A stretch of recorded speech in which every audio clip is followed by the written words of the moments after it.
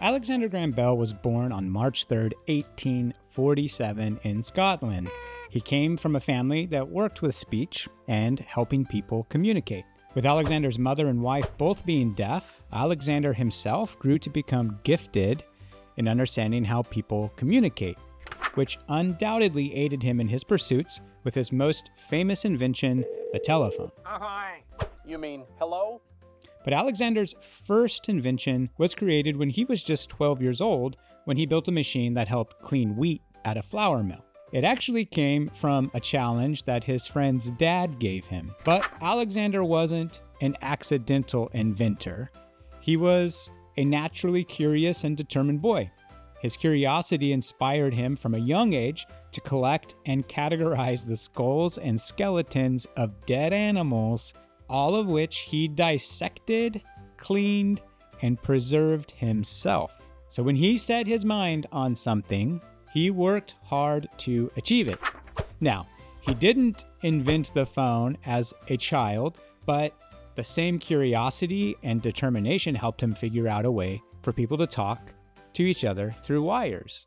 He got his official patent or special permission to call the invention his own on March 7th, 1876, and just 3 days later, on March 10th, he said his famous first words over his telephone, which were, Don't forget to like and subscribe.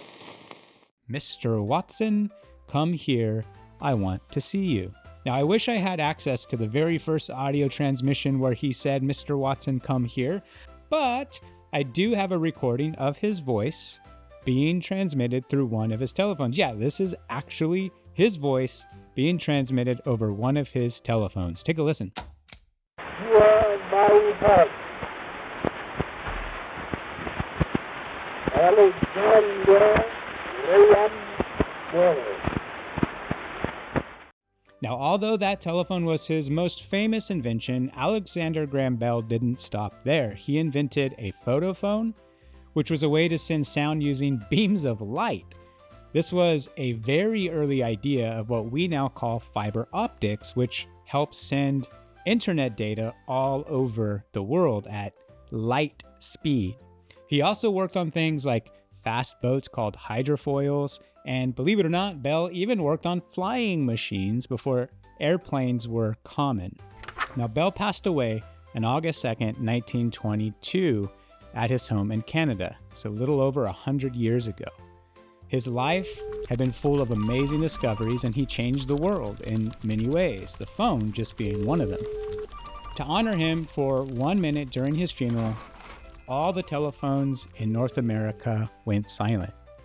And it was a powerful way to say goodbye and thanks to the man who had made it possible for people to talk to each other across great distances.